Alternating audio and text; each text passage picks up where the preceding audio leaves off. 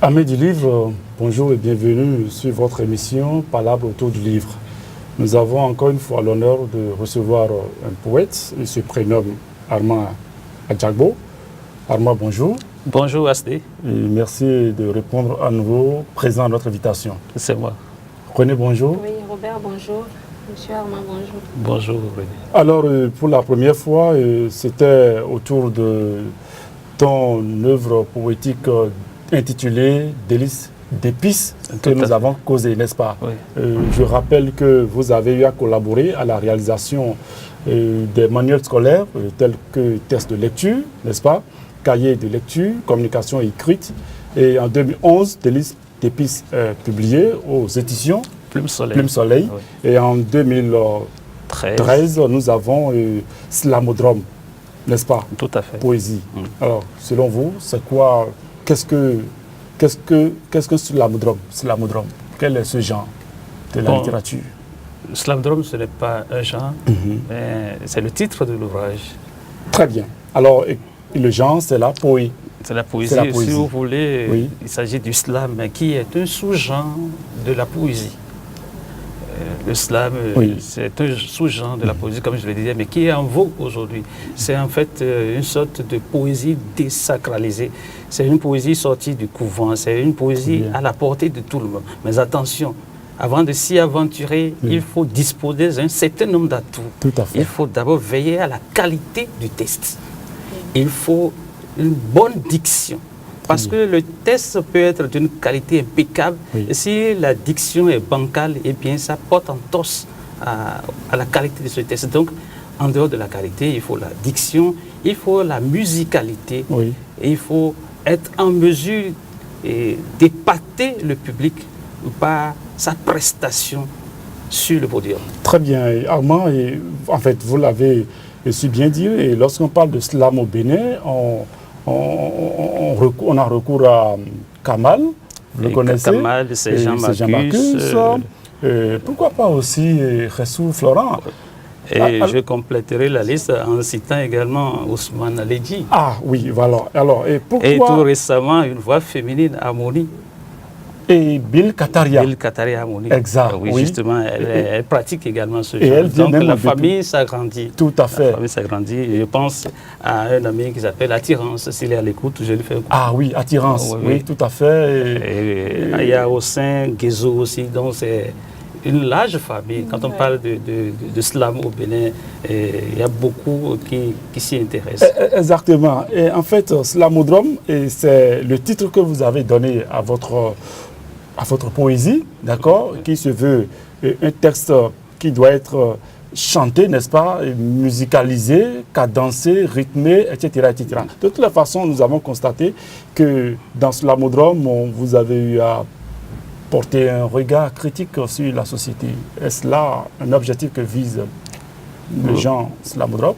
Oui, justement, chacun y va en fonction de sa sensibilité. Très bien. Moi, je suis très attentif à ce qui défraie la chronique. Je ne sais pas si c'est parce que je suis journaliste également. Oui, je rappelle que vous êtes aussi professeur de lettres dans le lycée collège du Bénin. Tout à fait. Oui. Donc, étant un professionnel des médias aussi, je suis très sensible à ce qui défraie la chronique. Et ça m'amène à jeter un regard critique sur ce qui se passe autour de nous. Donc c'est pour ça que vous avez toute une panoplie de thématiques développées dans l'ouvrage. Oui, René, avez-vous une question à lui poser avant que nous... D'après tout ce qu'on vient de dire, si je comprends bien, il faut une voix particulière. Et tout à fait. Pour être c'est la qualité première même. Voilà. D'un slammer. Oui, tout à fait. La qualité première d'un slammer, c'est d'abord la qualité de sa voix. Vous l'avez-vous? Bon, moi, je n'ai pas une belle voix, c'est pourquoi vous ne me voyez pas sur... Bon, en fait, sinon on peut même l'essayer tout de suite. Hein. Non, je n'ai pas une belle voix, je le reconnais. D'accord, c'est juste pour vous taquiner. Et alors, Slamodrome, c'est des textes très bien écrits d'ailleurs, bien arrangés. Merci. Pour le bonheur de tes oisillons. Mon Dieu, si tu étais un homme assis sous un arbre, ton silence te ferait recevoir sur la tête des fientes d'oiseaux. Alors agis, parle. Je ne veux pas d'un Dieu couronné de fientes. Si tu étais un patient, ton silence te ferait entrer dans le silence éternel. Alors agis, remue le nez, les oreilles, les bras, les pieds, la bouche et parle pour le bonheur de ta descendance. Je ne veux pas être orphelin précoce, encore moins fils d'un père grabataire.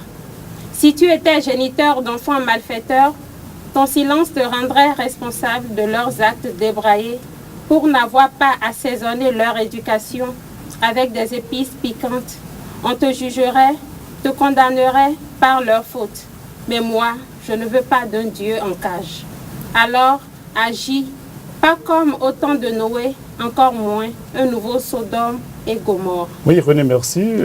Armand, quelle réaction et de quel Dieu? Oui, je parle de cet être suprême qui ne me fait pas plaisir. Oui. Parce que quand on parle de Dieu, c'est l'amour, Oui. c'est la fraternité, Oui. c'est le bonheur. Oui. Donc il est hors de question que l'on dispose de la vie humaine comme on veut au nom de Dieu. Je prends un exemple quand nous parlons de la charia par exemple. Oui. Est-ce que c'est Dieu qui a ordonné qu'on charcute L'être humain. sa créature pour lui faire plaisir? Dieu serait-il un carnivore? Aurait-il besoin, serait-il un sangsue? Donc à mon avis, le fait de poser de ces actes cruels au nom de Dieu devrait amener Dieu même à agir, ou dire, ou dénoncer ceux-là qui salissent en fait son nom. En tout cas, c'est ma lecture. Puisque dans aucune église, dans aucune mosquée, à ma connaissance, on ne prône la violence, normalement. Parce que l'idéal religieux est aux antipodes de ces barbaries, de ces cruautés. Maintenant que certains se mettent sous le couvert de Dieu pour semer de ces actes ignobles, il y a de quoi que Dieu même réagisse. Maintenant, s'il ne réagit pas, c'est comme s'il est consentant, c'est comme s'il est d'accord. Donc il va falloir qu'il réagisse pour empêcher ces gens-là de continuer à détruire son image en réalité. Et je m'empresse de dire que je ne voudrais pas que cette réaction soit à l'image de ce qui s'est passé au temps de Noé. Je ne revendique pas disons un apocalypse, non, je ne veux pas ça. Je ne parle pas d'un nouveau Sodome et Gomorrhe, mais il faudrait quand même qu'ils mettent un peu de l'ordre dans nos comportements. Et sinon, on se pose la question de savoir est-ce que réellement il existe. Oui. Il y a de ces phénomènes qui nous amènent à nous poser la question. Si vraiment il existe, mais il n'a qu'à réagir. Et c'est ce que moi je lui demande. Oui. S'il m'entend. Oui, bon, il est partout à la fois, il doit pouvoir attendre. Et moi, avis partagé, je partage votre avis parce qu'il est temps qu'il arrête les malfaiteurs et dans leur projet machiavélique, quoi. Et nous allons lire rapidement. Maintenant, parenthèse, si ne nous reçoit pas, nous allons essayer de le joindre par WhatsApp. On va lui envoyer un SMS. Oui, tout a évolué, tout a changé. Oui, prouesse technologique oblige. Donc, on va interpeller Dieu via WhatsApp ou SMS pour qu'il soit plus présent. Très bien. Et on avait ici de la parole brisée à Senteur de Laurier. Nous avons encore juste 3 minutes.